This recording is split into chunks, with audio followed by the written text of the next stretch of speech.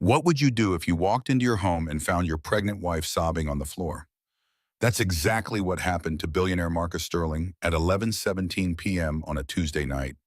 He expected to celebrate closing a $2.3 billion deal. Instead, he discovered a secret that left him completely speechless. His wife, Elena, had just learned that her best friend, the woman who threw her baby shower, who rubbed her pregnant belly, who she trusted with everything, was carrying Marcus's child. Same due date, same hospital. But here's what makes this story absolutely insane. Marcus didn't even know he was the father. And when his mother walked through the door at midnight, perfectly dressed despite the late hour, Elena realized the affair was just the beginning. The real nightmare was about to unfold. This is the true story of how one woman fought a billionaire dynasty and won. And trust me, you won't believe where this goes. Marcus Sterling's Ferragamo shoes echoed against the marble floor of his penthouse as he stepped off the private elevator at 11:17 at night. The bottle of Dom Perignon in his hand cost more than most people's monthly rent. But tonight it felt justified. $2.3 billion. That was the deal he had just closed. The biggest acquisition of his career. Elena, baby, where are you? His voice carried through the sprawling apartment, bouncing off the floor to ceiling windows that showcased Manhattan's glittering skyline. I brought the good stuff. We're celebrating tonight. Silence answered him. Marcus loosened his Tom Ford tie, frowning. Elena's purse sat on the entrance table. Her keys in the bowl. She was home. So where was she? He walked through the living room with its museum-quality art and designer furniture. The kitchen remained untouched, the marble counters gleaming under recessed lighting. A cold dread started creeping up his spine, replacing the euphoria of his business victory. Elena? He found her in the nursery, the room they had spent weeks preparing together. Soft yellow walls, hand-painted clouds on the ceiling, a white crib still in its box waiting to be assembled. Elena sat curled on the floor beside that unassembled crib, her 7 months pregnant belly pressed against her knees in a position that looked physically impossible. Her whole body shook with sobs so violent they seemed to tear from somewhere deep inside her chest. Her phone lay on the floor, screen still glowing. Elena! Marcus dropped the champagne bottle. It hit the plush carpet without breaking. He rushed to her side, hands hovering, afraid to touch her in case she was injured. Jesus Christ, what's wrong? Is it the baby? Are you hurt? Talk to me. She could not speak. Just kept crying, rocking back and forth, making small, wounded animal sounds that Marcus had never heard from another human being. Baby, please, you're scaring the hell out of me. He checked her for visible injuries, his hand shaking. Is the baby okay? Should I call 911? The baby's fine. Her voice came out raw, destroyed. Relief flooded through Marcus so intensely his knees went weak. Then what happened? Did someone die? Is it your mother? Elena looked up at him. Her face was a mess of tears and smeared mascara, her eyes red and swollen. But it was the expression in those eyes that made Marcus's blood run cold. She looked at him like she did not know him, like he was a stranger wearing her husband's face. I had my appointment today, she whispered. With Amy, at the hospital. Okay. Marcus sat back on his heels, confused. And? What did they say? Is something wrong with... Amy pulled up the wrong patient file. Elena's voice cracked. She was looking for mine, but she clicked the wrong name. And I saw it, right there on the screen. Saw what? Elena picked up her phone with trembling hands, pulled up a photo she had taken, turned it toward him. Marcus stared at the medical record on the screen. Patient name, Jessica Lynn Hartley. Obstetric record, gestational age, 28 weeks. Estimated due date, January 15th, the same as Elena's. I don't understand. But even as he said it, his stomach was dropping. Jessica is pregnant, Marcus. Elena's voice rose to a scream. Jessica is pregnant with your baby, the same due date as mine, the exact same. The words hit Marcus like a physical blow. His mouth opened. Nothing came out. The room seemed to tilt sideways. Jessica, Elena's best friend, her college roommate, the woman who had thrown Elena's baby shower 3 weeks ago. He was genuinely speechless. That's not possible, he finally managed. That can't be. Don't lie to me. Elena threw her phone at him. It bounced off his chest and clattered to the floor. I called the clinic. They confirmed it. Father listed as MS. Marcus Sterling. She's 28 weeks pregnant. 28 weeks. Marcus caught the phone, hands shaking so badly he nearly dropped it. He looked at the screen again, hoping he had misunderstood, hoping this was some kind of nightmare he would wake up from. Patient, Jessica Lynn Hartley, 28 weeks pregnant. Father, MS, oh God. He sat down hard on the floor. So it's true. Elena's voice went flat. Dead. The silence stretched between them, thick and suffocating. Marcus's mind raced, trying to piece together a timeline that made sense. 28 weeks. That was 7 months ago. The company retreat in Aspen. The night Elena had called him, furious because he had forgotten to tell his mother she could not just show up at their apartment unannounced. The night he had gotten blackout drunk at the hotel bar. It was one time. The words came out barely audible. One goddamn time, say. 6 months ago at the company retreat, I was drunk. We'd had that fight about your mother moving in. I was an idiot. One time? Elena stared at him in disbelief. One time and she's pregnant? I didn't know. Marcus heard the desperation in his own voice. I swear to God, I didn't know. She never told me. I ended it the next morning. I told her it was a mistake, that I loved you, that it could never happen again. And you believe she would just disappear? Elena's laugh was bitter, broken. That there would be no consequences? She said she understood. Marcus reached for her hand. She jerked away. She said she had made a mistake too. She was your friend. I thought she would respect. My friend, Elena's voice dripped with venom. Right, the friend who's been coming to our dinner parties, who threw me a baby shower, who rubbed my belly and told me I was glowing while she was carrying your child. Once, Marcus insisted weakly. It was only once. That's all it takes. Elena tried to stand, gasped in pain, her back, the stress on her pregnant body. Marcus instinctively reached to help her. Don't touch me. She slapped his hand away hard enough to sting. Don't you dare touch me. She managed to get to her feet, one hand braced against the wall, the other cradling her belly. Tears still streamed down her face, but her expression had gone cold, distant. That scared Marcus more than the screaming had. Where are you going? He asked. Elena pulled out her phone. I called your mother. She's on her way. Marcus felt his blood turn to ice. You called my mother? Why would you? Because I need someone from your family who will tell me the truth. Elena's voice shook. Because I need to know what my options are. Because I don't have anyone else. Lena, wait. Marcus stood, panic rising. Panic, Yestis. Let's talk about this, just us. Before she gets here, please. My mother, she'll... The elevator dinged. Both of them froze. Catherine Sterling entered the apartment like she owned it, which technically she did. The penthouse belonged to the Sterling Family Trust, which Catherine controlled. She wore a Chanel suit despite the late hour, not a single platinum blonde hair out of place. Her makeup was perfect. Her expression was cool, assessing. It was past midnight, but she looked like she was attending a board meeting. Elena, darling, Marcus. Catherine's heels clicked against the marble as she walked toward them. I came as quickly as I could. Elena moved toward her mother-in-law, desperate for an ally.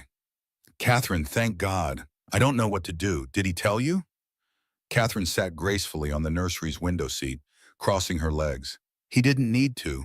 You told me on the phone. Jessica Hartley is pregnant. You believe Marcus is the father. It's not believe. Marcus's voice came out harsh. She saw the medical records. It's confirmed. Catherine's expression did not change. Yes, I'm aware. The room went very still. Elena stared at her mother-in-law. You're aware? Of course, darling. Catherine smoothed an invisible wrinkle from her skirt. I've known for months. The floor dropped out from under Marcus's feet. What? Catherine ignored him, keeping her gaze on Elena. Sit down, dear. You're upset. It's not good for the baby. You knew? Elena's voice rose to a shriek. And you didn't tell me? Tell you what? Catherine's tone remained maddeningly calm. That my son made a foolish mistake? That some little social climber trapped him? What good would that have done? Marcus stepped forward, his voice shaking. Mother, what the hell are you talking about? You knew Jessica was pregnant with my child? Catherine finally looked at him, her expression almost bored. Marcus, darling, don't play stupid. We discussed this at Thomas's office last month. The trust fund restructuring, the provisions for both children. Marcus felt like he was drowning. We never discussed anything about Jessica. Catherine pulled her phone from her Hermes bag, tapped the screen a few times, then turned it toward him. You signed off on the amendments. See? Your signature. Right there. Marcus looked at the document on her screen. His signature sat at the bottom, bold and clear. But he did not remember signing anything about Jessica or another baby.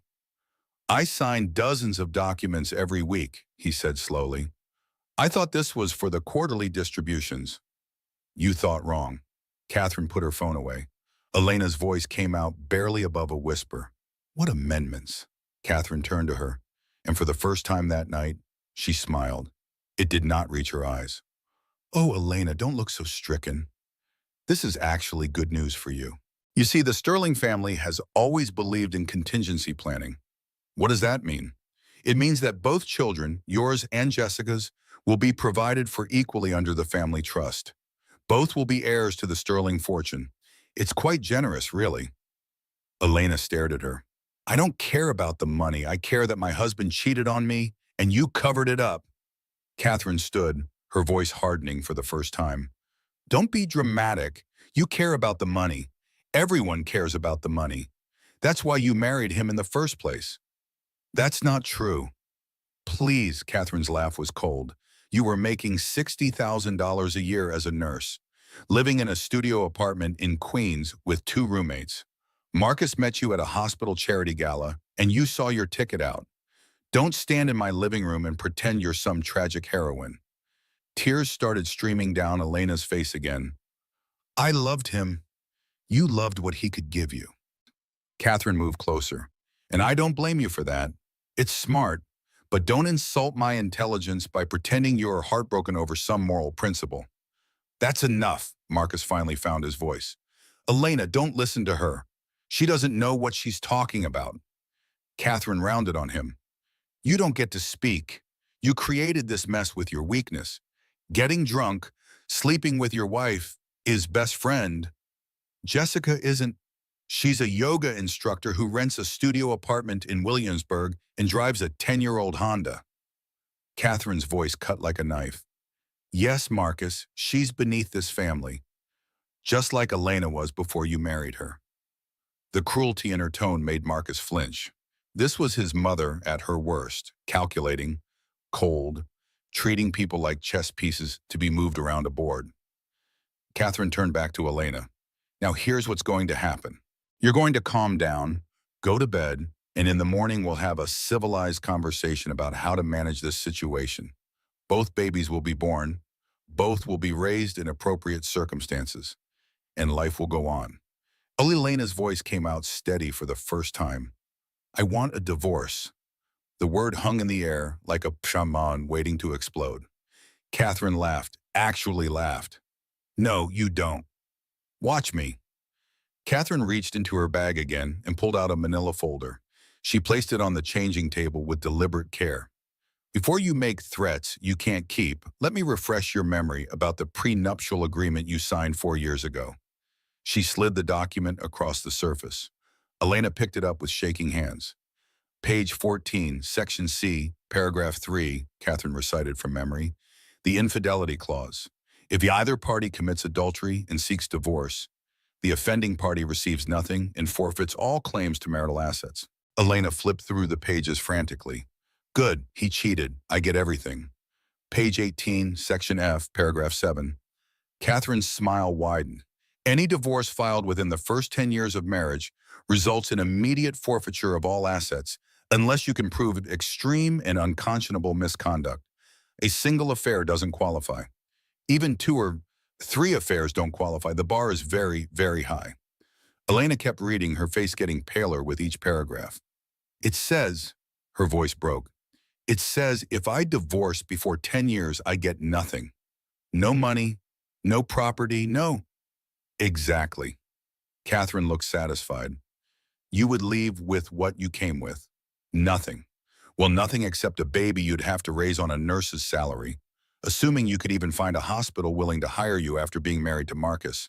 Most places would consider it a conflict of interest. Elena looked up at Marcus, betrayal written across her face. You knew about this clause? I didn't read it that closely, Marcus admitted miserably. My father and I have the same prenup. I just assumed it was standard. You assumed correctly, Catherine interrupted. It's a sterling family standard. My father used it. My grandfather used it. It protects us from fortune hunters who marry in, then try to take half when things get difficult. Elena stood, the prenup clutched in her hand. She walked toward the elevator on unsteady legs. Where are you going? Marcus asked. To my mother's house. Elena, be reasonable, Catherine started. Elena turned, and the look on her face made even Catherine take a step back. Reasonable? Your son got my best friend pregnant while I was carrying his child. You covered it up for months, and now you're threatening me with a prenup I barely remember signing because I was so in love with him I would have signed anything. I'm done being reasonable. She stepped into the elevator. The doors started to close. Marcus moved to follow. Catherine grabbed his arm, her grip surprisingly strong. Let her go, she said quietly. She'll be back. Marcus jerked his arm away. How could you do this? How could you know Jessica was pregnant and not tell me? Because you would have handled it badly, Catherine said calmly, as you're handling it now. Jessica's pregnant with my child and you didn't think I had a right to know? We'll discuss this in the morning. Go to bed. I'm going after Elena. If you do, Catherine's voice went deadly quiet, I'll cut you off tonight. Every credit card, every bank account, every asset. You'll have nothing by sunrise. Marcus froze at the elevator, his hand on the button. Catherine walked toward the guest room. That's what I thought. Go to bed, Marcus. We have a lot to discuss tomorrow. She closed the door behind her with a soft click. Marcus stood alone in the nursery, surrounded by the pieces of the life he thought he had been building. The unassembled crib, the stuffed animals, the mobile with little yellow ducks that played a lullaby. His phone buzzed, a text from Elena. Don't follow me. Don't call me. I need to think. Marcus sank down onto the floor where he had found his wife sobbing 20 minutes ago. He put his head in his hands, and for the first time since he was a child, Marcus Sterling cried. Elena's mother opened the door of her small Queens apartment at 2:47 in the morning. Diane Walsh took one look at her daughter's face and pulled her inside without a word. They sat at the kitchen table, the same one Elena had done homework at as a child. Diane made coffee even though it was the middle of the night. Some rituals were more important than sleep. Tell me everything, Diane said. So Elena did. She told her mother about finding the medical records, about Marcus's confession, about Catherine's revelation that she had known for months, about the prenup she did not fully remember signing, the one that would leave her with nothing if she filed for divorce. When Elena finished, Diane sat back in her chair. She was quiet for a long moment. That manipulative bitch, she finally said. Mom, don't mom me. Diane's voice was fierce. I told you 4 years ago that family was poison. But you were in love, and he was handsome and rich, and I thought maybe you'd be the exception. I thought maybe love would be enough. I was so stupid. Fresh tears started. You weren't stupid. You were 28 years old and he made you feel like a princess. That's not stupid. That's being human. Diane reached across the table and took her daughter's hand. But we're not going to let them destroy you. I can't afford a divorce. According to that prenup, I'd get nothing. I'd be raising a baby alone on a nurse's salary, if I could even go back to nursing after being out for 7 months. Then we don't divorce, Diane said firmly. Not yet. Elena looked up confused. What? You've got 7 weeks until that baby comes. We use that time to build a case, document everything, find a lawyer who can tear that prenup apart, and we find out what the hell Catherine Sterling is really up to. How do we do that? Diane's smile was grim. You think you're the only nurse I know? I worked at Mount Sinai for 20 years before the factory. I still have friends there. We're going to find out everything about Jessica Hartley's pregnancy, And I have a feeling there's more to this story than Marcus sleeping with your friend. Elena wanted to believe her mother, wanted to believe there was a way out of this nightmare. But she had seen Catherine's face tonight, the cold calculation, the absolute confidence that she controlled every piece on the board. She's too powerful, Elena whispered. Catherine owns everything. The apartment, Marcus's trust fund, probably half of New York. How do we fight that? We fight smart, Diane said, and we fight dirty if we have to. You said your friend Amy accidentally pulled up Jessica's file? Yes, she was mortified. She could lose her job for violating patient privacy. Amy's not going to get in trouble, but I want to talk to her. There might be more in that file than just a due date. Elena's phone buzzed. She looked at it, then put it face down on the table. Marcus? Diane asked. His mother. Diane raised an eyebrow. Elena flipped the phone over to her. The text message read, "We need to talk. My office, 10 a.m. Come alone. Catherine." Are you going? Diane asked. I don't know. Part of me wants to tell her to go to hell. And the other part, Elena put her hand on her belly, feeling her daughter move. The other part is scared. What if she's right? What if I can't support this baby on my own? What if the prenup really is that ironclad? Which is exactly what she wants you to think. Diane stood up. You're exhausted, you're pregnant, and you've had the worst night of your life. We're not making any decisions tonight. Get some sleep. In the morning, we'll figure out our next move. Elena let her mother lead her to her childhood bedroom. The walls still had posters from high school. The bookshelf still held her nursing textbooks. It felt surreal to be back here. 7 months pregnant with a billionaire's baby, her marriage in ruins. She lay down on the narrow twin bed and closed her eyes. But sleep would not come. Instead, she thought about the last 4 years. Meeting Marcus at that charity gala, the way he had made her laugh, the way he had seemed different from the wealthy men she usually encountered at the hospital.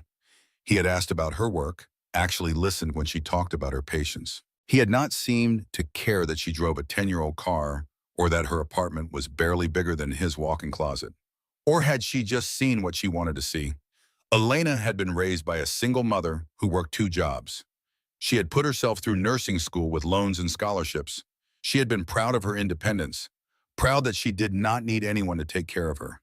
And then Marcus had swept into her life and offered her a fairy tale. Private jets, a penthouse in Manhattan, designer clothes, a Black American Express card with no limit, charity galas and gallery openings in weekends in the Hamptons. It had been intoxicating, but it had also been isolating. Her nursing friends had slowly drifted away, unable to relate to her new life. The Sterling family friends looked down on her working-class background. Catherine had made it clear from the beginning that Elena was an outsider who had married above her station. Jessica had been her lifeline.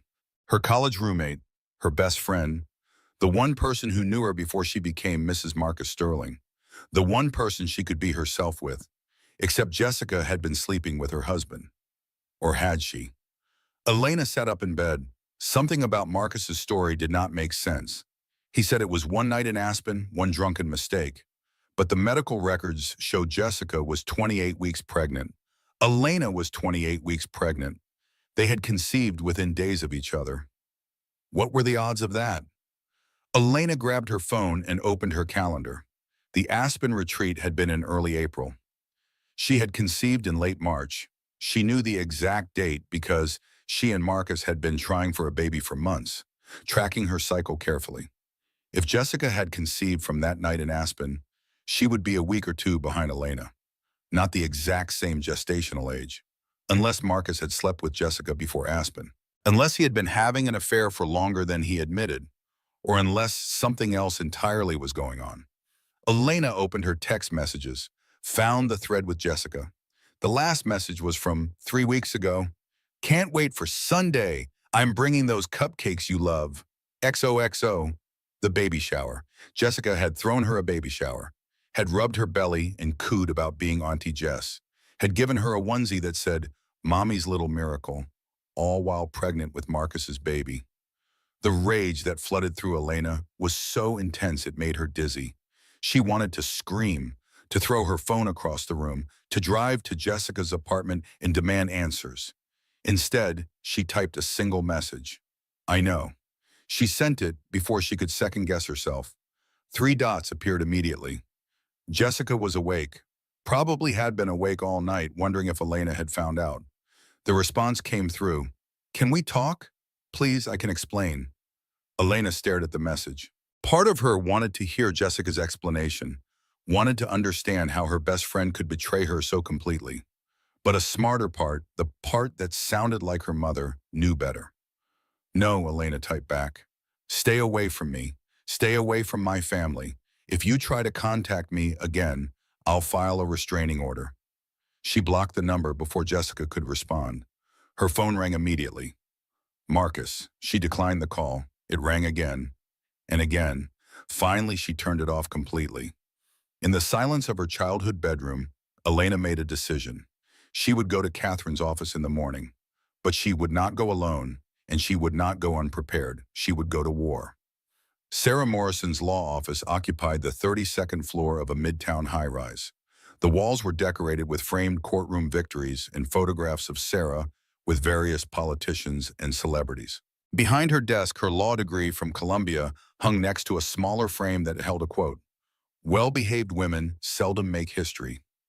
Elena liked her immediately. Coffee, tea, water. Sarah gestured to the leather chairs across from her desk. She was a striking woman in her late 40s, with steel gray hair cut in a sharp bob and eyes that missed nothing. Water, please. Elena's hands were shaking slightly as she sat down. Diane sat beside Atishamorn. Sarah poured 3 glasses from a carafe, then settled into her chair and pulled out a legal pad. Your mother gave me the basics over the phone, but I want to hear everything from you. Start from the beginning. Don't leave anything out. So Elena told the story again. The medical records, Marcus's confession, Catherine's revelation, the prenup. Sarah listened without interrupting, taking occasional notes. When Elena finished, she sat back and tapped her pen against her lips. Well, she said finally, this is quite possibly the most elegant piece of legal manipulation I've seen in years. Can you break it? Elena asked. Maybe. It depends on several factors. Sarah pulled the prenup toward her, flipping through the pages with practiced efficiency. First, we need to establish whether you signed this under duress or coercion. Did anyone pressure you? Were you given adequate time to review it with your own attorney? Elena tried to remember. It had been 4 years ago. She had been so in love, so excited about the wedding. Marcus's lawyer explained it to me. He said it was standard for wealthy families, that it protected both of us equally. Did you have your own lawyer review it? Yes, I think so. Catherine insisted. She paid for the lawyer. Sarah's eyebrows rose. She paid for your lawyer? She said it was a wedding gift, that she wanted to make sure I was protected. Did this lawyer explain Section F, Paragraph 7, the clause that leaves you with nothing if you divorce within 10 years? Elena shook her head slowly. I don't remember. I don't think so.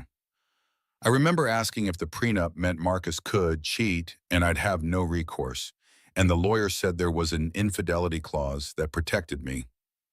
Which there is, Sarah said, but it's functionally meaningless with the 10-year restriction. The infidelity clause only applies after a decade of marriage. Before that, you need to prove extreme and unconscionable misconduct. Like what? Physical abuse, serious mental cruelty, criminal activity. A single affair, even multiple affairs, wouldn't qualify unless accompanied by other factors. Diane leaned forward. What about reproductive coercion? What if Catherine arranged this whole thing? Sarah's eyes sharpened. Explain. Diane pulled out her phone and showed Sarah the photos she had taken at the hospital. Jessica Hartley's medical records. She had IVF 6 months ago. The procedures were paid for by the Sterling Foundation, Catherine's charity, and look at the sperm donor information. Sarah studied the images, her expression growing more interested with each one. Anonymous sample 447, donor match, family member, provided by Sterling Reproductive Medicine. We think Catherine used Marcus's sperm without his consent, Elena said, to impregnate Jessica. The night Marcus thinks he slept with her in Aspen, we don't think anything actually happened. Or if it did, it didn't matter. Jessica was already pregnant. Sarah was quiet for a long moment. When she spoke, her voice was careful. If we can prove that, this case becomes very different. Reproductive coercion is a serious crime. So is genetic material theft. But the evidence here is circumstantial at best. What do we need? Diane asked.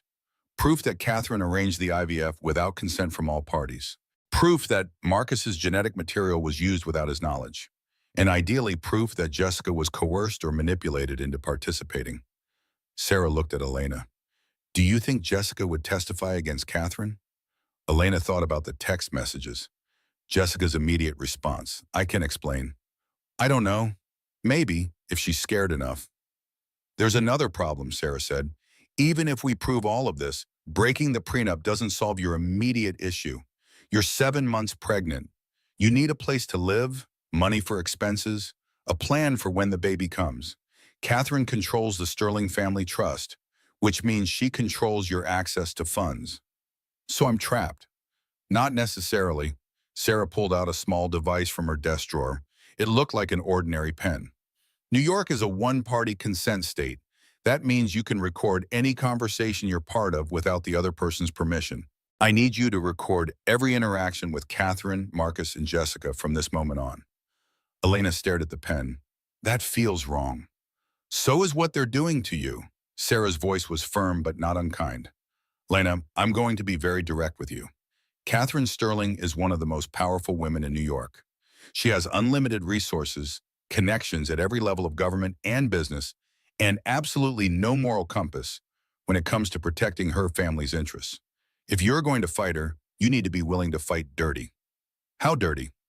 I need evidence, recordings, witnesses, documents, anything that proves Catherine manipulated you into signing that prenup, that Marcus's infidelity was part of a larger pattern, or that Catherine is unfit to have any control over your child. The prenup says any child born during the marriage is part of the Sterling family trust, Elena said. What does that mean? Sarah's expression grew grim.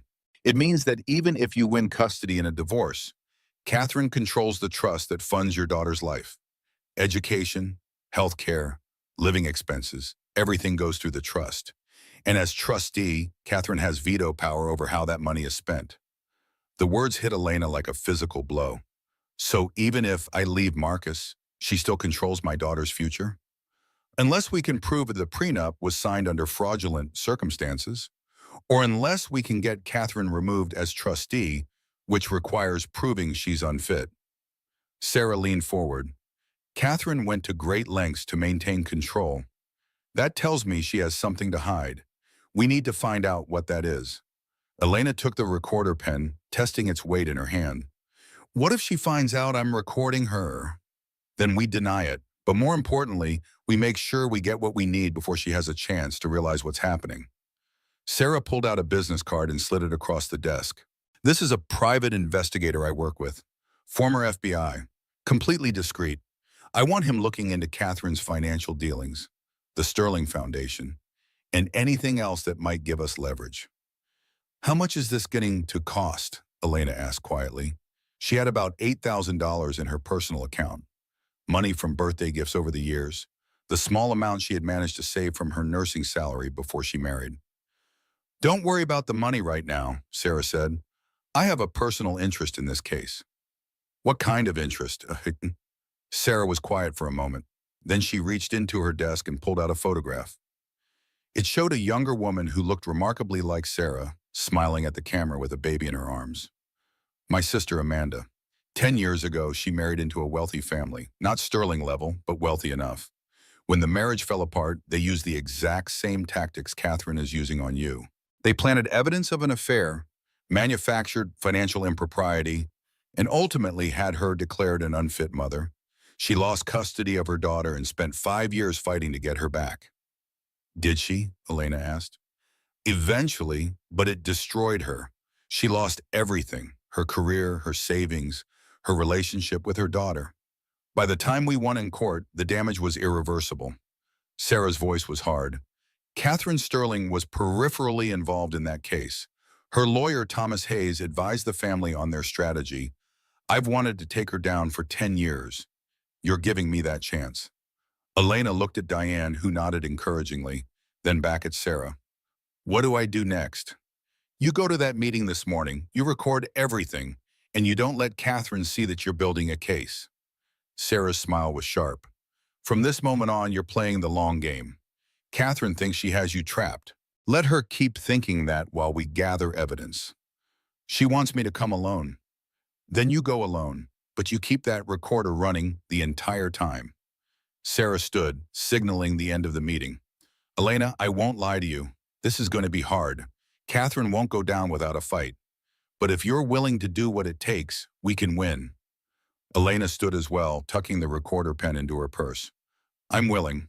Good. Call me the second you leave that meeting. I want to hear everything. As Elena and Diane left the office, Elena felt something she had not felt since finding those medical records. Not quite hope, but something close to it. Determination. Catherine Sterling's office was exactly what Elena expected. All glass and steel and intimidating modern art. The reception area alone was probably bigger than Diane's entire apartment. A receptionist who looked like a model directed Elena to wait in a conference room with a view of Central Park. Elena sat in one of the leather chairs, her hand in her purse, fingers wrapped around the recorder pen.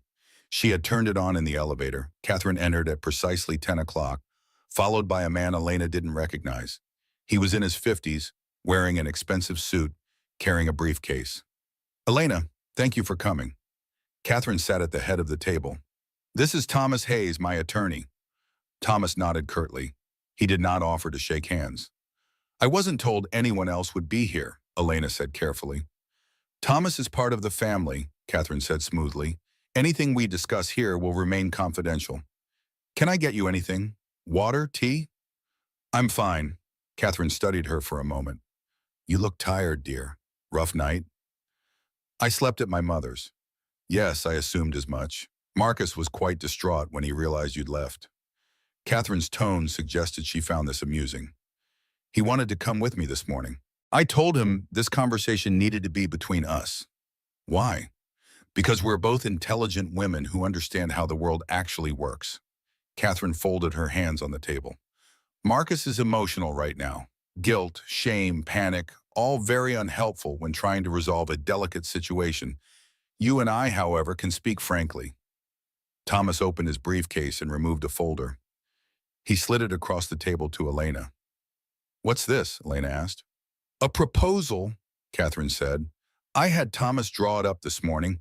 It addresses your concerns while protecting the family's interests. Elena opened the folder. The document inside was titled Separation Agreement in Parenting Plan. She started reading, her hands beginning to shake. The agreement proposed that Elena and Marcus would separate but not divorce. Elena would move out of the penthouse but would receive a monthly stipend of $20,000 for living expenses. When the baby was born, custody would be shared 50-50. The child would remain part of the Sterling family trust. In exchange, Elena would sign a non-disclosure agreement preventing her from discussing the circumstances of the separation or anything related to the Sterling family. She would also waive any future claims to marital assets. This is insane, Elena said quietly. It's generous, Catherine corrected. $20,000 a month is more than you'd make as a nurse. You'd be able to raise your daughter in comfort without working. While Marcus stays married to me, which means he can't marry anyone else, and I can't marry anyone else either. For 6 more years, Thomas interjected. After the 10-year mark passes, you can file for divorce and negotiate the terms of your settlement. 6 years of my life on hold while Catherine controls every aspect of my daughter's upbringing. Elena looked at Catherine. Why? Why go to all this trouble? Catherine's expression did not change, but something flickered in her eyes. Because family is everything, Elena. The Sterling name, the Sterling legacy, it's all I have, and I will not allow it to be destroyed by scandal. You mean you won't allow anyone to find out what you did to Jessica? The room went very still. Thomas's eyes narrowed. I'm not sure what you're implying, Mrs. Sterling. Lena kept her gaze on Catherine. Jessica didn't seduce Marcus. You arranged for her to be impregnated with his sperm. The IVF records prove it. Catherine's composure finally cracked, just for a second. Then the mask slid back into place. I have no idea what you're talking about. The Sterling Foundation paid for her IVF treatments. Anonymous donor, family member match. You stole Marcus's genetic material from the fertility clinic. That's an interesting theory, Catherine said coldly. Do you have proof? I have medical records that show Jessica underwent IVF 6 months ago using a Sterling family member's sperm, which proves nothing about consent. Catherine leaned forward. Marcus signed in consent forms, allowing family member access to genetic material for reproductive purposes. It's standard Sterling family protocol. I'm sure you signed something similar when you were undergoing fertility treatments. Elena's mind raced. Had she signed something like that? She remembered so many forms at the clinic, signing over and over while the doctor explained procedures and risks. Even if Marcus signed something, Jessica didn't consent to having his child, Elena said. Jessica requested the procedure, Thomas said. She came to Mrs. Sterling asking for assistance with fertility preservation. The foundation provides grants for such things regularly. Fertility preservation or IVF? The distinction is immaterial, Thomas said. Miss Hartley was fully informed and consented to all procedures. Catherine stood, walking to the window. Let me tell you a story, Elena.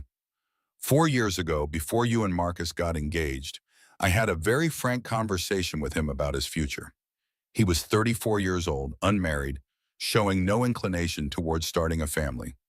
The Sterling line was at risk of dying out. She turned back to face Elena. So I told him it was time. Time to find a suitable wife and produce an heir. He resisted at first. He'd always been a romantic, wanted to marry for love rather than duty. But I helped him understand the importance of legacy. You're saying he only married me because you told him to? I'm saying I encouraged him to take his responsibilities seriously. And then, miraculously, he met you, a nurse, young, healthy, presumably fertile, from a working-class background, which meant you wouldn't have the arrogance of women from our social circle. You seemed perfect. The words were designed to hurt, and they did. But Elena forced herself to stay calm, to keep Catherine talking while the recorder captured every word. But then you started having trouble conceiving, Catherine continued. Months went by, a year. We tried fertility treatments, and I began to worry that perhaps I had been wrong about you, that perhaps you weren't the solution I'd hoped for. So you decided to create a backup plan, Elena said slowly, using Jessica. I decided to ensure the continuation of the Sterling line. Catherine's voice was cold, matter of fact. If you couldn't provide an heir, someone else would. Jessica was convenient, young, healthy, already close to the family. She was desperate for money, struggling to make ends meet on her yoga instructor salary. I offered her a solution that benefited everyone. Everyone except me and Marcus. You were still trying. I didn't know if you'd succeed, and I couldn't afford to wait and hope. The Sterling family doesn't survive on hope, Elena. It survives on planning and decisive action. Thomas cleared his throat. Mrs. Sterling, perhaps we should— It's fine, Thomas. Catherine sat back down. Elena deserves to understand the full picture. You see, dear, when you did manage to conceive, I was delighted. But I was also pragmatic. First pregnancies at your age carry risks. Miscarriage, stillbirth, developmental problems. Having Jessica pregnant as well was simply insurance. An heir and a spare, as they used to say in royal families. Elena felt sick. You played God with people's lives. I ensured the family's future. There's a difference, Timothy. Marcus doesn't know any of this. Marcus knows what he needs to know. He's aware Jessica is pregnant with his child. The rest is unnecessary detail that would only upset him. Elena stood, clutching the folder with the separation agreement. I'm not signing this. Then you'll leave here with nothing, Catherine said calmly. The prenup is ironclad. Even if you divorce Marcus tomorrow, you won't get a penny. At least this way, you and your daughter are provided for. I'd rather live in my mother's apartment than take your money. Don't be stupid. Think of your daughter. Do you really want to raise her in poverty out of some misguided sense of pride? Elena walked toward the door. I'll take my chances. Elena, Catherine's voice stopped her. If you walk out that door without signing this agreement, I will make your life very difficult. The embezzlement case is just the beginning. Elena turned slowly. What embezzlement case? Thomas pulled another folder from his briefcase. Over the past 6 months, $2.3 million has been transferred from the Sterling Foundation account to an offshore account in the Cayman Islands. The account is registered under the name Diane M. Walsh. You're a signatory on the foundation account. Elena's blood ran cold. That's not possible. I never transferred any money. I barely even look at the foundation accounts. We have IP logs showing the transfers originated from your home computer, Thomas said. We also have security footage from Chase Manhattan Bank showing you making one of the wire transfers in person. I've never been to that bank. I don't even know whether you did it or not is irrelevant, Catherine interrupted.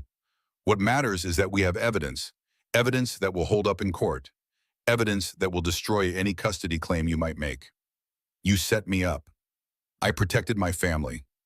Catherine's voice was steel. Now you have a choice. Sign the separation agreement and this all goes away. The embezzlement investigation disappears. You get your monthly stipend, your daughter grows up in comfort and security, or refuse, and I'll have you arrested for felony embezzlement and wire fraud. You'll spend the rest of your pregnancy in jail, and when that baby is born, she'll be taken into state custody until I can secure permanent guardianship. Elena's hands were shaking so hard she nearly dropped the folder. You can't do this. I already have. Catherine stood. You have 48 hours to decide. Sign the agreement and this nightmare ends. Refuse and I'll destroy you. Elena stumbled toward the elevator. She made it to the lobby before her legs gave out. She sat on a bench outside the building, gasping for air, one hand on her belly. Her daughter kicked, strong and insistent, as if to say, I'm here. I'm counting on you. Elena pulled out her phone with shaking hands, called Sarah. I have it, she said when Sarah answered. I have everything. Elena made it 3 blocks from Catherine's office before the panic attack hit. Her chest tightened, her vision blurred. She couldn't breathe, couldn't think, could only feel her daughter kicking inside her and know with absolute certainty that Catherine Sterling would take her baby away. A stranger helped her to a bench, asked if she needed an ambulance. Elena shook her head, unable to speak. She just sat there trying to breathe, trying not to fall apart completely on a Manhattan sidewalk. When she could finally move, she called an Uber to take her to Sarah's office. She made it as far as the elevator in Sarah's building before her legs gave out again. This time, she didn't get back up. Elena woke up in Mount Sinai Hospital with monitors beeping around her and an IV in her arm. Amy stood beside her bed, adjusting equipment with practiced efficiency. Hey, Amy said softly when she saw Elena's eyes open. Welcome back. You gave us a scare. The baby is fine, heart rate's good, movement's normal, but your blood pressure was dangerously high. You collapsed in an office building, security called 911. Elena tried to sit up. Amy gently pushed her back down. You're not going anywhere. Doctor's orders. We need to monitor you for at least 24 hours. If your BP doesn't come down, we might need to induce labor. I'm only 30 weeks, which is why we're doing everything possible to keep that baby in there. Amy pulled up a chair and sat down. Elena, what happened? The paramedics said you were having a panic attack. Elena closed her eyes. Where did she even start? Catherine Sterling happened. Over the next hour, Elena told Amy everything. The affair, the prenup, the recording, Catherine's confession, the embezzlement, frame up. Amy listened without interrupting, her expression growing darker. That evil bitch, Amy finally said. I'm sorry, I know she's your mother-in-law, but she is an evil bitch. Don't apologize. Amy was quiet for a moment. Then, Elena, I need to tell you something. About Jessica's pregnancy. Elena looked at her friend. What about it? When I pulled up her file by accident, I didn't just see the due date. I saw the whole chart, the IVF records, the procedure notes, everything. And the sperm sample used for her IVF came from Sterling Reproductive Medicine's long-term storage. It was a sample that had been frozen for over a year, from before you and Marcus started trying. I don't understand. It means Catherine didn't just decide to do this after you started having trouble conceiving. She'd been planning it for years. That sperm sample was in storage before Marcus even met you. The words took a moment to penetrate Elena's exhausted brain. When they did, she felt like the floor had disappeared beneath her. You're saying Catherine had Marcus's sperm frozen years ago? Before he was even married? Before he was engaged? Before he'd even met you, probably. Amy leaned forward. Elena, this wasn't about you failing to conceive. This was never about insurance or backup plans. Catherine was going to do this regardless. She was always going to make sure she had control over Sterling heirs. Plural. Why? I don't know, but if I had to guess, control. Catherine seems like the kind of person who needs absolute control over everything in her life. Having multiple grandchildren from different mothers, all dependent on her financially. That's ultimate control. A horrifying thought occurred to Elena. How many samples does she have in storage? Amy's expression told her everything. I don't know for sure, but the clinic notes reference multiple vials from multiple collection dates going back at least 5 years. Oh my God. There's more. Jessica's consent forms have some unusual clauses. I couldn't read all of it because the chart locked me out after a few minutes. But what I did see mentions something about additional gestational carriers as needed and future reproductive rights. Elena felt bile rising in her throat. She's planning more. After Jessica, after me, she's going to keep doing this. Keep creating Sterling babies to control. That's my read on it. The door opened. A doctor Elena didn't recognize entered, followed by Catherine Sterling. Elena's heart rate spiked. The monitors beeped a warning. What is she doing here? Elena tried to sit up. Amy pressed a hand to her shoulder. Mrs. Sterling, you need to calm down. Get her out! The doctor, a man in his 50s with cold eyes, approached the bed. Miss Sterling, I'm Dr. Whitmore. I've been asked to consult on your case. By who? Your mother-in-law. Given your mental state and the stress you're under, I'm recommending a psychiatric evaluation. I don't need a psychiatrist. I need her to leave. Dr. Whitmore made a note on his tablet. The emotional lability, the paranoid accusations, the panic attacks, these are all signs of prenatal psychosis. It's not uncommon in high-risk pregnancies. I'm not psychotic. She framed me for embezzlement. She stole my husband's sperm. I have recordings. You've been recording people without their knowledge? Dr. Whitmore looked at Catherine, then back at Elena. That's actually a symptom of paranoid thinking. The belief that you need to gather evidence against people who are trying to help you. Amy stepped between the doctor and Elena's bed. I'm sorry, but who are you? I've never seen you on staff here. I'm a consulting specialist in high-risk obstetrics and psychiatry. Mrs. Sterling asked me to evaluate her daughter-in-law. Why, I'm her primary nurse, and I'm telling you that your presence is distressing my patient. You need to leave, both of you. Catherine spoke for the first time. Nurse Chen, I understand you're trying to help, but Elena clearly needs professional psychiatric intervention. The hallucinations, the false accusations. She's not hallucinating, Amy's voice rose. You're the one who should be evaluated. Coming into a hospital room to terrorize a pregnant woman.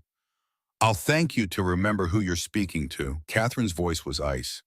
I'm on the board of this hospital. One call from me and you'll lose your license. Then make the call, because I'm not letting you anywhere near my patient. For a long moment, the two women stared at each other. Then Catherine smiled. We'll see what hospital administration has to say about this. She turned to Dr. Whitmore. Write up your evaluation. I'll have Thomas file for an emergency psychiatric hold. They left. The second the door closed, Elena grabbed Amy's arm. She's going to have me committed if she gets a judge to sign a psych hold. I know. Amy was already pulling out her phone. I'm calling security. I'm putting a note in your file that you're not to have any visitors except immediate family, and Catherine Sterling is specifically excluded. Then I'm calling your lawyer. It won't be enough. She'll find a way. Then we get you out of here. Amy looked at the monitors. Your BP is coming down. The baby looks stable. If I can get the attending to sign off on a discharge, we can have you out of here in a few hours. Where would I go? I can't go back to the penthouse. My mother's apartment isn't safe if Catherine knows where it is. I have a friend. She has a house in Connecticut. She's out of the country for a month. You could stay there while you figure out your next move. Elena felt tears starting. Amy, you could lose your job for this. I'm not letting that woman destroy you. You're my friend. Amy squeezed her hand. Let me make some calls. Just rest, okay? I've got you. As Amy left the room, Elena stared at the ceiling and tried to process everything that had happened in the last 24 hours. Yesterday morning, she had been Elena Sterling, wife of a billionaire, living in a penthouse, planning for her first child. Now she was Elena Morgan, broke, hunted, about to lose everything. Her phone buzzed. A text from Marcus. Please talk to me. I know you're in the hospital. I'm coming there right now. Elena stared at the message. Part of her wanted to see him, wanted him to hold her and tell her everything would be okay, wanted to believe that somewhere under his mother's manipulation, there was still the man she had fallen in love with. But another part, the part that was learning to survive, knew better. She typed back, Don't. Your mother was just here with a psychiatrist trying to have me committed. If you really want to help me, keep her away from me. Tell me everything you know about her plans. The response came within seconds. Meet me alone tonight. I'll tell you everything. I swear.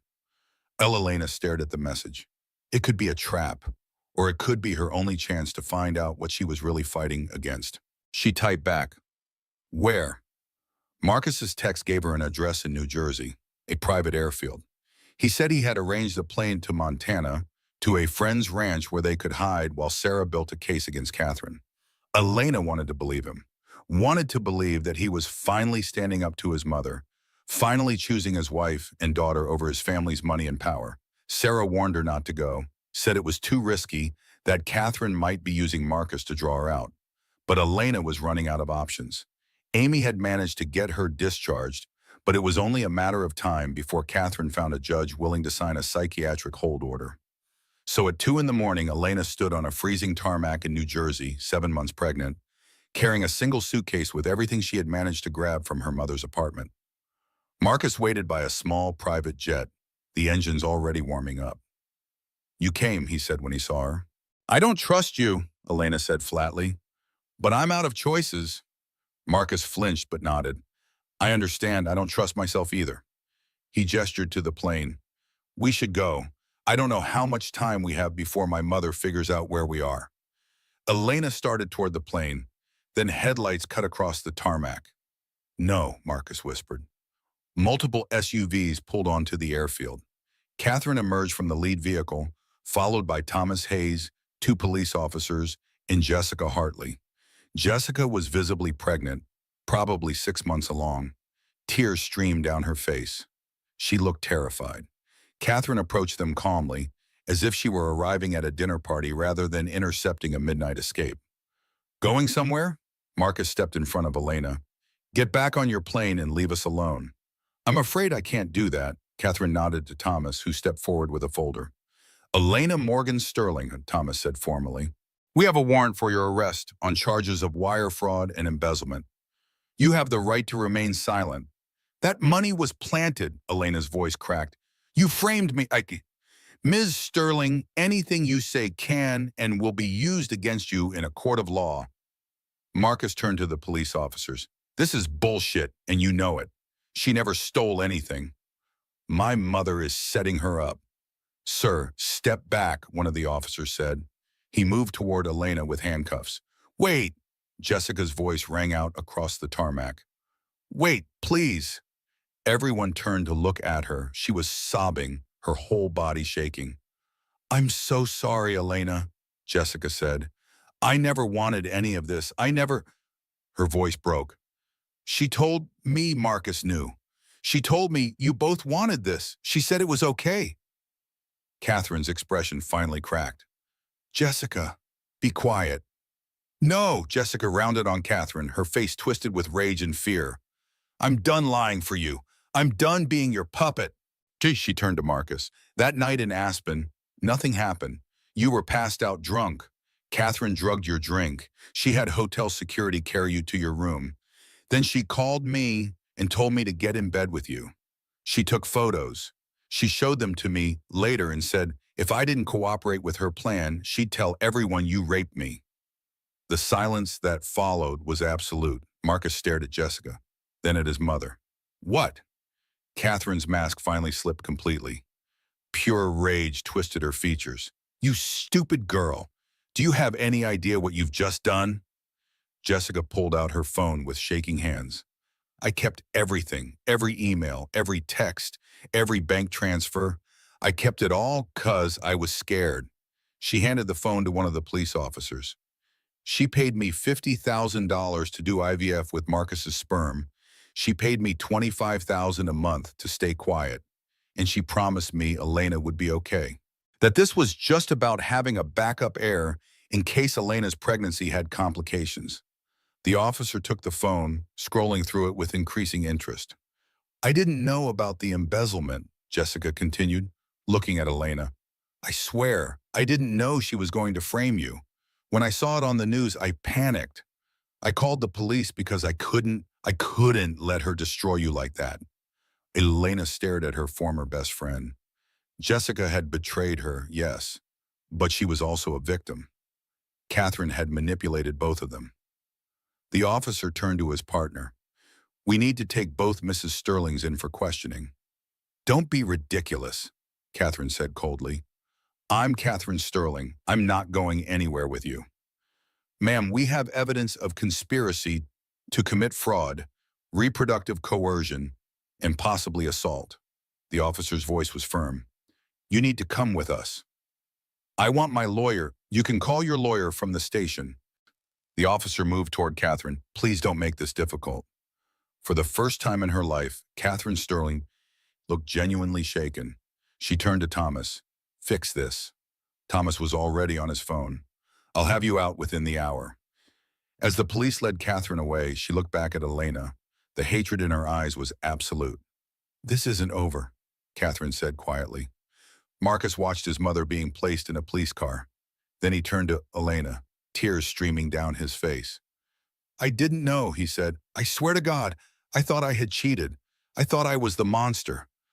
My own mother.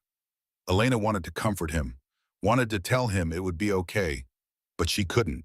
Too much had happened. Too much trust had been broken. You're still not forgiven, she said quietly. I know. Marcus wiped his eyes. But I'm going to spend the rest of my life trying to make this right, starting now. He pulled out his phone, made a call. Dad, it's me. I know it's late, but I need you to do something. I need you to file for divorce from Mom tomorrow morning. And I need you to take control of the family trust before she gets out of jail. All Elena could hear a man's voice on the other end, shocked, questioning. Because she destroyed 3 women's lives to play God with the Sterling bloodline, Marcus said. And if we don't stop her now, she'll keep doing it. Please, Dad, for once in your life, stand up to her. A long pause, then Marcus smiled slightly. Thank you. He hung up and looked at Elena. My father has copies of all of Catherine's financial records. Every illegal donation, every bribe, every payoff. He's been keeping files for 20 years, waiting for the courage to use them. He's taking them to the FBI tomorrow. Why now? Elena asked. Because seeing you standing there 7 months pregnant, about to be arrested for something you didn't do, something my mother did, finally woke him up. Marcus's voice broke. He said he should have protected me from her years ago. Should have protected all of us. The police officers finished taking Jessica's statement. One of them approached Elena. Ms. Sterling, we're going to need you to come in and give a statement as well, but you're not under arrest. The warrant was based on fraudulent evidence. The DA will drop the charges. Elena nodded, numb. It was over, or at least this part was over. Jessica approached hesitantly. Elena, I know you'll never forgive me. I know I don't deserve forgiveness. But I wanted you to know I'm signing over custody of the baby to Marcus. I'm not ready to be a mother, especially not like this. What will you do? Elena asked. Move to California, start over, try to become the person I should have been. Jessica's voice was small. I hope someday you can understand that I thought I was helping. She told me you were sick, that you couldn't carry to term, that this was insurance for the family. I was stupid and desperate, and I let her manipulate me. You should have told me the truth. I know, I should have done a lot of things differently. Jessica started to walk away, then turned back. For what it's worth, He really does love you. Marcus, he was devastated when he thought he'd cheated. He hated himself. Don't let his mother destroy what you two have. Then she was gone, walking to a waiting cab, leaving her life in New York behind. Marcus and Elena stood alone on the tarmac. The plane still waited, engines running. Where does this leave us? Marcus asked quietly. Elena looked at him, really looked at him. He looked terrible, unshaven, exhausted, his eyes red from crying. But for the first time since they'd met, he looked real. Not the polished billionaire heir, not the mama's boy puppet, just a man who had made terrible mistakes and was trying to fix them. I don't know, Elena said honestly. I don't know if I can forgive you, if I can trust you again. Your mother destroyed my life, and you let her. I didn't know what she was doing, but you should have. You've lived with her for 38 years. You knew what she was capable of, and you chose to stay blind because it was easier than standing up to her. Marcus nodded slowly. You're right, I was a coward. So what now? Marcus pulled a folder from his jacket, handed it to her. Divorce papers. I signed them. You get full custody, the penthouse, and $50 million. No string. No prenup enforcement. You're free. Elena stared at the papers. Why, Bishop? Because you deserve better than me. You deserve a husband who protects you, not one who sleeps through while his mother destroys your life. His voice broke. I'm hoping that someday, maybe, you'll let me be part of our daughter's life, not as your husband, just as her father, if I can earn that right. Elena looked at the divorce papers, then at Marcus. Supervised visitation once a week. We'll see how it goes from there. Relief and gratitude flooded Marcus's face. Thank you. That's more than I deserve. Yes, Elena agreed. It is. 6 months passed like a fever dream. Catherine Sterling's arrest made international headlines. The media had a field day with the scandal. Billionaire matriarch arrested for reproductive coercion, fraud, conspiracy. Every news channel ran the story on a loop. The FBI's investigation expanded rapidly once Robert Sterling handed over his files. 20 years of illegal activity, political bribes, money laundering through the Sterling Foundation, tax fraud, wire fraud, and at the center of it all, the reproductive coercion plot that had destroyed multiple women's lives. Jessica testified against Catherine as part of a plea deal. 2 years probation in exchange for her cooperation. She moved to San Diego and, as far as Elena knew, never looked back. Robert Sterling filed for divorce and took control of the family trust, freezing Catherine out of all financial decisions. He died of a heart attack 3 months later. His will left everything to Elena and her daughter. Marcus testified against his own mother. His testimony was damning, years of manipulation, control, and psychological abuse. The prosecutors built their case carefully, methodically. Catherine's lawyers fought hard, but the evidence was overwhelming. The trial lasted 3 weeks. Elena sat in the courtroom every day, her daughter Charlotte in her arms. She wanted Catherine to see what she had tried to destroy. Wanted her to see the baby girl who would inherit everything Catherine had fought so hard to control. On the final day, the jury delivered their verdict. Guilty on all counts. The courtroom erupted. Catherine sat motionless at the defense table, her face a mask of stone. Only her hands betrayed her, white-knuckled, gripping the table's edge hard enough to hurt. Judge Maria Rodriguez, a stern woman in her 60s, looked at Catherine with undisguised disgust. Mrs. Sterling, in my 30 years on the bench, I have never seen such a calculated, systematic destruction of human lives for personal gain. The judge's voice was hard. You manipulated your own son. You violated the bodily autonomy of multiple women. You fabricated evidence to frame an innocent person. You treated human beings like chess pieces to be moved around at your convenience. Catherine opened her mouth to speak. The judge cut her off. You will not speak. You have spent enough time manipulating people with your words. Judge Rodriguez leaned forward. This court finds you guilty on 14 counts, including fraud, conspiracy, wire fraud, reproductive coercion, and assault. I hereby sentence you to 12 years in federal prison without possibility of parole. Catherine's lawyer stood. Your Honor, we request bail pending appeal. Request denied. Mrs. Sterling will be remanded to federal custody immediately. The judge's gavel came down hard. This court is adjourned. Bailiffs moved to lead Catherine away. She stood with dignity, refusing to look at anyone. But as she passed Elena's row, she stopped. For a long moment, the two women stared at each other. This isn't over, Catherine said quietly. Elena stood, Charlotte in her arms. She looked Catherine directly in the eyes. Yes, it is. You have nothing left. No money, no power, no family, no legacy. You destroyed everything you tried so hard to protect. And you did it to yourself. Catherine's mask finally cracked completely. Rage and pain twisted her features. She opened her mouth to respond. The bailiff took her arm firmly. Let's go, ma'am. They led her away. Elena watched until Catherine disappeared through the courtroom doors. Then she let out a breath she felt like she'd been holding for months. Sarah appeared at her side. How do you feel? Empty, Elena said honestly. I thought I'd feel triumphant, vindicated, but I just feel tired. That's normal. Justice doesn't always feel the way we think it will. Sarah looked at Charlotte, who was sleeping peacefully. But you won. You and your daughter are safe. That's what matters. Marcus waited in the hallway outside the courtroom. He testified 2 weeks ago and hadn't returned until today. He looked different, thinner, older, worn down by guilt and grief. Hey, he said quietly as Elena approached.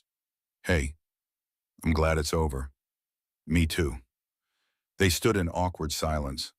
Over the past 6 months, Marcus had kept his promise. He visited Charlotte every week, always supervised by either Elena or Diane. He brought books and toys. He talked to his daughter, even though she was too young to understand. He was trying. But the distance between him and Elena felt insurmountable. Too much damage, too much betrayal. Even though intellectually Elena knew Marcus had been a victim too, emotionally she couldn't bridge that gap. The divorce papers are final, Marcus said. You should receive your copies next week. Okay. I bought a house in Montana, near that ranch I was going to take a year, but I'm moving there next month. Elena looked at him in surprise. Montana? I can't stay in New York. Too many memories, too much press. I need to start over somewhere. No one knows the Sterling name. He smiled slightly. I got a job with a construction company. They don't care about my trust fund. They just need someone who can swing a hammer. Marcus Sterling, construction worker. I never thought I'd see the day. Neither did I. His expression grew serious.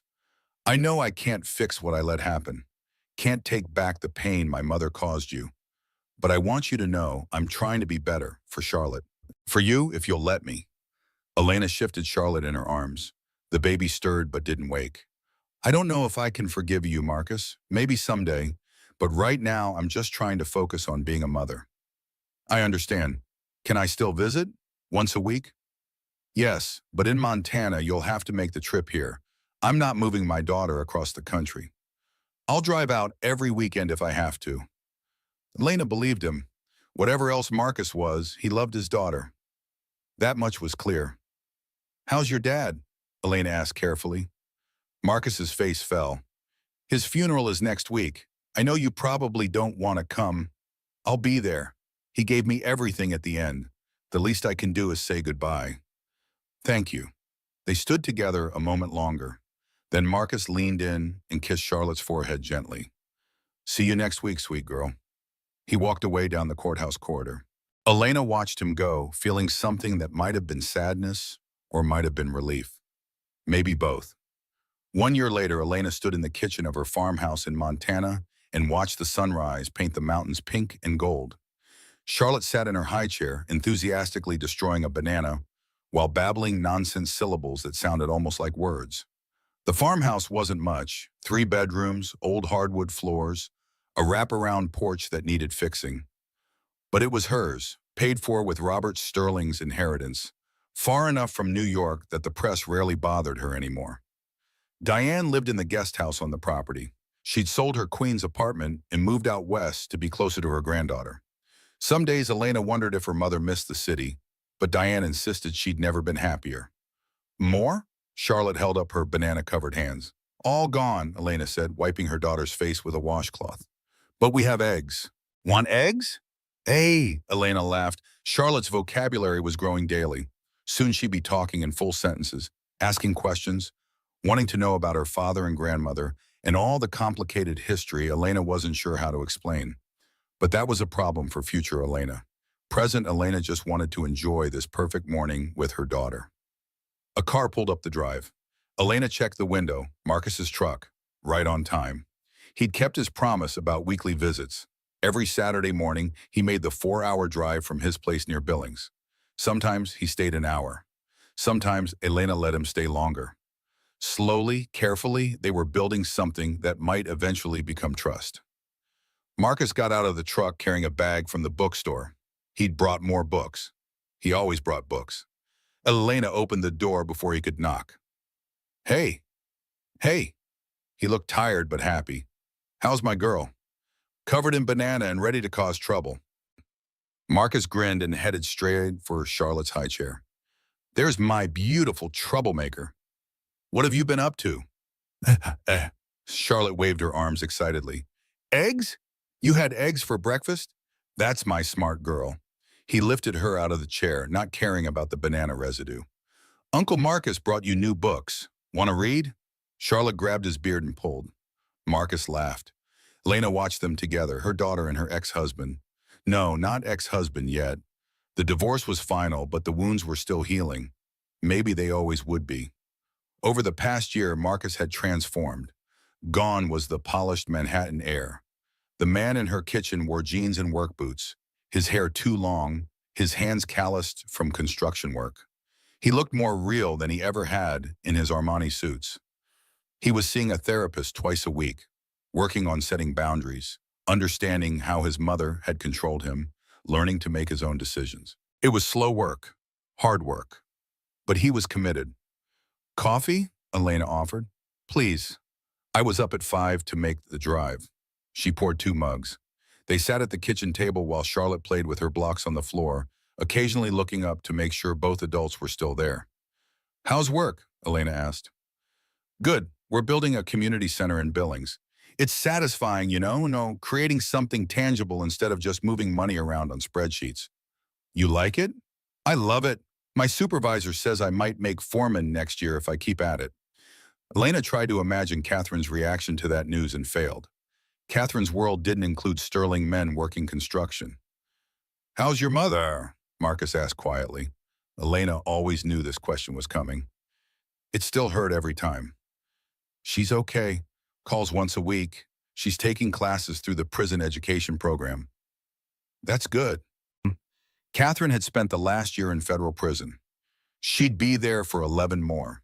Elena had visited twice, once right after sentencing, once on Charlotte's first birthday. Both visits had been strange, difficult. Catherine refused to apologize, refused to acknowledge any wrongdoing.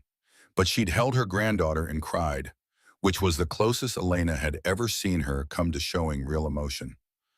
Elena's phone buzzed, a text from Sarah. News just broke. Thomas Hayes arrested on RICO charges. Looks like they're finally going after Catherine's whole operation.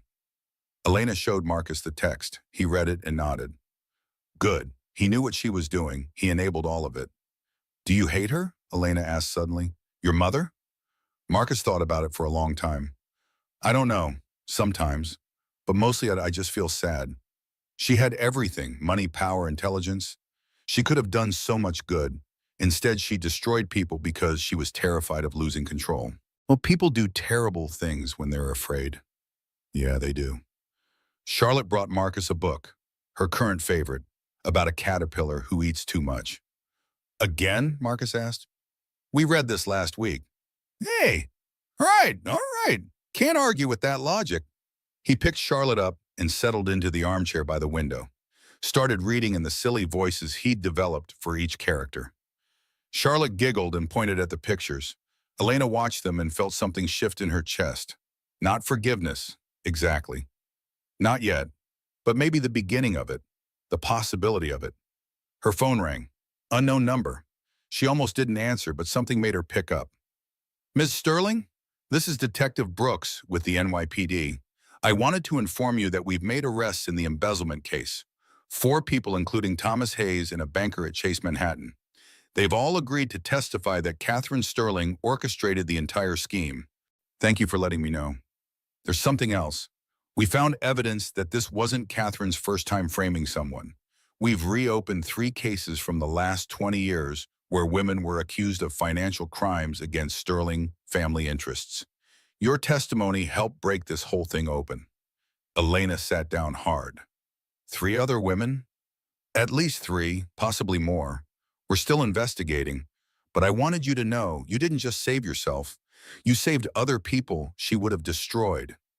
After the detective hung up, Elena sat staring at her phone. 3 other women, maybe more, all destroyed by Catherine's manipulation, all blamed and punished, while Catherine walked away untouched until Elena had fought back. Marcus noticed her expression. Everything okay? Elena told him about the call, about the other victims, about how far back Catherine's crimes apparently went. Marcus looked sick. I lived with her for 38 years and never knew. She was good at hiding it, or I was good at not seeing. He stood, still holding Charlotte. I should go. You probably need... Stay. The word came out before Elena could stop it. Marcus froze. What? Stay for lunch. Diane's making pot roast. Charlotte loves when you stay. And you? Elena met his eyes. I don't hate having you here. It wasn't much, but it was something. A crack in the wall she'd built between them. Marcus smiled, tentative and hopeful. I'd like that. The farmhouse had become a refuge. Over the following months, Marcus's weekly visits stretched longer. 1 hour became 3. 3 became all day. Eventually, Elena stopped checking the clock, stopped counting the minutes until he would leave. Charlotte turned 15 months old. She was walking now, babbling in that almost language toddlers speak. She called Marcus Dada and lit up whenever his truck pulled into the driveway. Elena tried not to read too much into that. Spring came to Montana with wildflowers and endless blue skies. Diane planted a garden. Marcus fixed the porch and built Charlotte a swing set. Elena started taking online courses to renew her nursing license. Life wasn't perfect. Elena still had nightmares about Catherine. Still woke up in cold sweats, convinced someone was coming to take Charlotte away. Still struggled to trust, to let her guard down, to believe that good things could last. But it was getting easier. One Saturday in May, Marcus arrived with news. I got a letter from my father's estate lawyer, he said over coffee. Dad left you a letter. It was in his safety deposit box with instructions to deliver it 1 year after his death. He handed Elena an envelope. Her name was written on the front in shaky handwriting. Elena opened it carefully. Dear Elena, if you're reading this, I'm gone. Good riddance. I lived too long as a coward and don't deserve anyone's grief. I need you to understand something that I should have told you when you married Marcus, but I was too weak. Catherine is not capable of love. She's capable of obsession, possession, control, but not love. I thought I could change her. Thought if I was patient enough, supportive enough, she'd soften. 40 years later, I died waiting. Marcus is different. He has her intelligence, thank God, but he has his grandmother's heart. She was a kind woman, my mother. She would have liked you. I'm sorry I didn't protect you from Catherine. I'm sorry I didn't protect Marcus. I'm sorry I spent 4 decades being too afraid to stand up to my own wife. The money I'm leaving you isn't about guilt or obligation. It's about giving you choices. Choices I never had because I married into the Sterling family and let them consume me. Choose differently than I did. Choose happiness. Choose love, if you can find it. Choose freedom. And please, if you can, help my son find those things too. He deserves better than the example I set. With regret and hope, Robert Sterling. Elena read the letter twice, then handed it to Marcus silently. He read it with tears streaming down his face. When he finished, he just sat there holding the letter, crying quietly.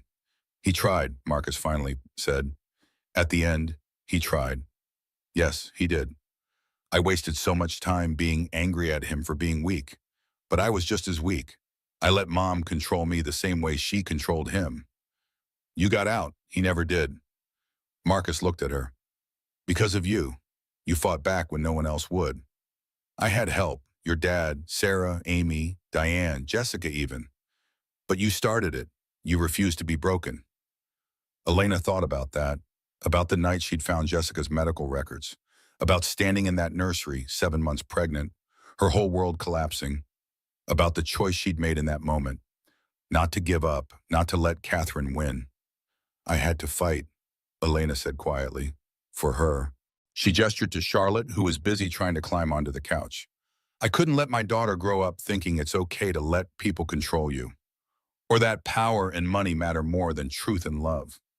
Is it working? Elena smiled. Ask me in about 17 years. Marcus laughed, then his expression turned serious. Elena, I know I have no right to ask this. I know I've already asked for more than I deserve, but don't. Just let me, but Marcus, if you're about to ask me to get back together, the answer is no. He stopped, looked at her. No, I'm not ready. Maybe I'll never be ready. What your mother did, what you allowed to happen, it broke something in me. I'm still trying to figure out how to put it back together. I understand. But, Elena continued slowly, I'm not saying no forever. I'm saying not yet. I need more time. We both do. You need to keep building this new life you're creating. And I need to figure out who I am without being Mrs. Marcus Sterling. So what do? We keep doing this. Weekly visits, co-parenting, being friends maybe, and we see what happens. Marcus nodded, disappointment and hope warring on his face. I can work with maybe. Charlotte finally succeeded in climbing onto the couch. She stood there, proud of herself, and promptly fell off. Both parents moved instantly. Elena got there first, scooping up their daughter and checking for injuries. Charlotte wailed dramatically despite being completely unhurt. You're okay, baby. You're okay. Boo-boo? Charlotte sniffled. No boo-boo, just scared. Marcus kissed Charlotte's head. My brave girl, gonna be a climber this one. God help us, Elena muttered. They spent the afternoon like a family, reading books, playing in the yard, eating sandwiches on the porch while Charlotte napped in the sun. It was normal, comfortable, almost like the life Elena had imagined when she'd first married Marcus. But different too. Built on honesty instead of illusions, earned instead of assumed. As Marcus prepared to leave that evening, he hesitated at the door. I have something to tell you. I probably should have mentioned it earlier, but I was nervous. What? Catherine wrote me a letter from prison. It arrived last week. Elena felt her chest tighten. What did she say? She wants me to visit. Says she needs to talk to me about something important regarding the family trust. Are you going? Marcus shook his head. No. I wrote back saying I'd consider visiting when she apologizes to you, Jessica, and every other person she hurt. Until then, she can sit in that cell and think about what she did. Elena felt something loosen in her chest. You're really not going. I'm really not going. I'm done letting her manipulate me. He paused. She also sent a letter for Charlotte, for when she's older. I didn't open it. I figured that should be your decision. Burn it. You sure? I'm sure. Whatever Catherine wants to say to my daughter, it's nothing good. Charlotte can decide for herself if she wants contact when she turns 18. Until then, that woman stays out of our lives. Marcus nodded. I'll burn it tonight. After he left, Elena sat on the porch with Diane while Charlotte played with her toys inside. They could see her through the window, safe and happy in her little world. He's different, Diane observed. Yes. Do you think you'll give him another chance? Elena was quiet for a long time. I don't know, Mom. Part of me wants to. Part of me thinks we've been through too much, that some things can't be fixed. And the rest of you? The rest of me remembers why I fell in love with him in the first place, and wonders if maybe we both needed to fall apart to become the people we were supposed to be. Diane put her arm around her daughter. Whatever you decide, I'm here. You know that, right? I know. They sat together watching the sunset paint the mountains purple and gold. Inside, Charlotte sang to herself in that wordless toddler way. A perfect moment of peace. Elena's phone buzzed, a text from Sarah. Final testimony in Thomas Hayes' trial tomorrow. They're calling you as a witness. Can you make it back to New York? Elena stared at the message. She'd spent the last year trying to move past everything that had happened, building a new life out here in Montana, far from the city and the Sterlings and all the pain. But some things couldn't be run from. Some things had to be faced head on. She typed back, "I'll be there." The federal courthouse in Manhattan looked exactly as Elena remembered. Cold, imposing, built to intimidate. She stood on the steps, Charlotte on her hip, Diane beside her. Sarah met them at the entrance. "You ready?" Sarah asked. "No, but let's do it anyway." The courtroom was packed. Thomas Hayes sat at the defense table, looking older and grayer than Elena remembered. His lawyers surrounded him like sharks, expensive suits and cold eyes. Elena took the stand and was sworn in. The prosecutor, a sharp woman named Lisa Chen, approached with a gentle smile. "Ms. Morgan, thank you for being here today. I know this isn't easy." "It's fine." "Can you tell the court about your relationship with Thomas Hayes?" Elena took a deep breath. Thomas was Catherine Sterling's personal attorney. He helped her orchestrate the plan to frame me for embezzlement. Over the next hour, Elena walked the court through everything. The prenup, the fake bank transfers, the offshore account in her mother's name, the police showing her security footage that wasn't really her. "Did Thomas Hayes know these charges were false?" Lisa asked. "Yes, he told Catherine in my presence that he'd manufactured the evidence. He said the bank footage showed someone dressed like me, not actually me. He said the IP logs could be faked. He knew everything was a lie." Thomas's lawyer stood.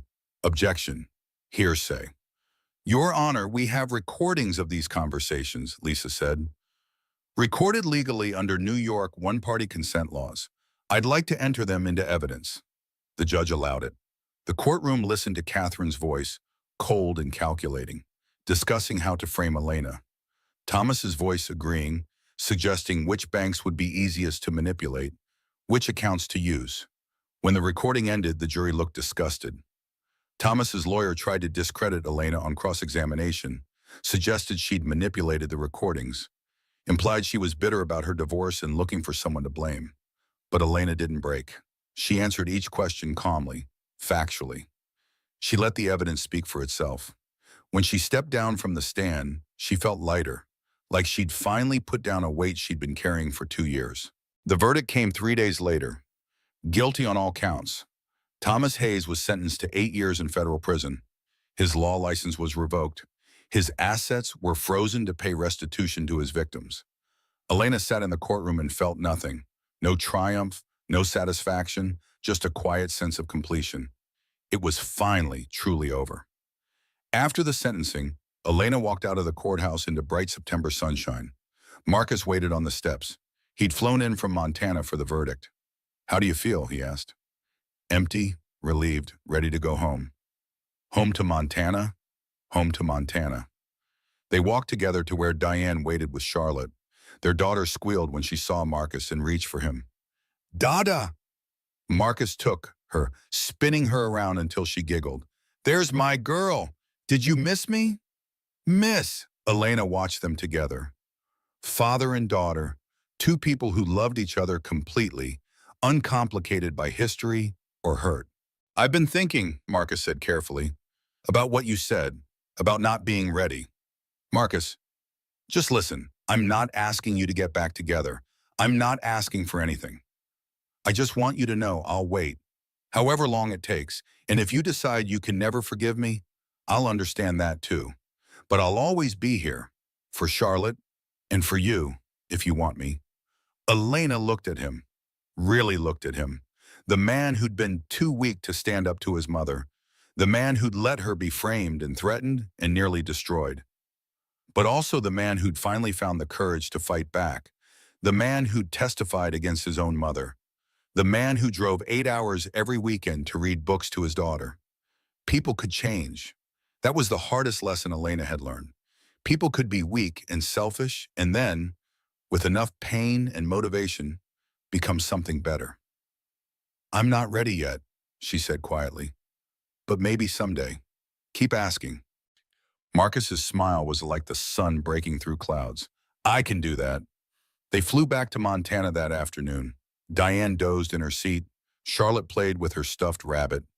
Marcus and Elena sat across the aisle from each other, occasionally catching each other's eyes and smiling. The farmhouse looked perfect in the late afternoon light. Home, Real, solid, safe. Over the next months, life settled into a rhythm. Marcus visited every weekend. Sometimes he stayed in the guest house. Sometimes, when he'd worked a particularly long week, Elena let him crash on the couch. Charlotte turned two. She was talking in full sentences now, asking endless questions, declaring her opinions with toddler certainty. "Dada stay?" she asked one evening when Marcus prepared to leave. "Not tonight, sweetheart." "But why?" The eternal toddler question. Marcus looked at Elena. Elena looked back. "Because mommy's not ready for daddy to stay yet," Marcus said honestly. "But maybe someday." "When someday?" "When mommy's ready." Charlotte considered this, then turned to Elena with devastating toddler logic. "You ready now?" Elena laughed. "Not yet, baby, but I'm working on it." "Work faster." "I'll try." That night, after Charlotte was in bed and Marcus had driven away and the house was quiet, Elena sat on the porch and thought about the last 2 years. About everything she'd lost and everything she'd gained. She'd lost her marriage, her trust, her illusions about money and power protecting people from pain. But she'd gained herself back, had remembered who she was before the penthouse and designer clothes and charity galas, had learned she was strong enough to fight for what mattered, had proven she wouldn't let anyone, not even a billionaire matriarch, control her or her daughter. Her phone buzzed. A text from Marcus. "Thank you for letting me be part of Charlotte's life, for giving me chances I don't deserve. I know you're not ready yet, but I'm here whenever you are. Love, M." Elena stared at the text for a long time, then for the first time in 2 years, she wrote back, "I'm not ready yet, but I'm getting closer. Keep being the man you're becoming. The rest will figure itself out. E." She hit send before she could second guess herself. Then she went inside, checked on her sleeping daughter, and went to bed. Tomorrow was Sunday. Diane was making pancakes. Charlotte would demand to help and make a huge mess. Marcus would arrive with more books and probably a new toy he couldn't resist buying. It was a normal, ordinary, beautiful life. The life she'd fought for. The life she'd earned. And for the first time since that terrible night when she'd found Jessica's medical records, Elena fell asleep feeling genuinely at peace. Epilogue. 3 years later, Elena stood in her kitchen making coffee while Charlotte helped Diane frost cupcakes for her 5th birthday party. The doorbell rang. Elena opened it to find Marcus holding a wrapped present and flowers. "Happy birthday to our girl," he said. "Dada!" Charlotte ran to him, frosting covered and grinning. Marcus scooped her up, not caring about the mess. "How's my birthday girl?" "I'm 5. You're ancient. Soon you'll be older than me." Charlotte giggled. "That's silly, Dada." The party was perfect. Charlotte's friends from kindergarten ran wild in the yard. Adults stood around eating cake and making small talk. Diane held court telling embarrassing stories about Elena as a child. As the sun set and parents collected their sugar-high children, Charlotte climbed into Elena's lap. "Best birthday ever," she declared. "I'm glad, baby. Can Dada stay tonight?" Elena and Marcus exchanged a look. Over the last 3 years, he'd slowly become part of their family again. Not in the penthouse, billionaire way, in the real way, showing up, being present, doing the work. 2 months ago, Elena had told him she was ready to try again. Really try. They'd been taking it slow, dates, long phone calls, carefully rebuilding trust. "Maybe," Elena said. "Would you like that?" "Yes. Then we're a real family." "We're already a real family, sweetheart. Families come in all different shapes." "But I want Dada here all the time, not just weekends." Marcus knelt down beside them. "How about we take it one day at a time? Would that be okay?" Charlotte thought about this with exaggerated seriousness. "Okay, but tomorrow, can we take another day?" "Yes, we can take as many days as Mommy needs." That night, after Charlotte was asleep and Diane had gone to the guest house and Marcus was getting ready to drive back to his place, Elena stopped him at the door. "Stay," she said. Marcus froze. "What?" "Stay tonight, tomorrow, the next day, all the days if you want to." Elena took his hand. "I'm ready. Not for perfect, not for fairy tales, but for real, for this, for us." "Are you sure?" "I'm sure." Marcus pulled her close, resting his forehead against hers. "I won't let you down again." "You might. People make mistakes, but I trust that you'll keep trying. That's enough. They stood there in the doorway of the farmhouse, the Montana stars bright overhead, holding each other like people who had survived a war and found their way home. Because they had.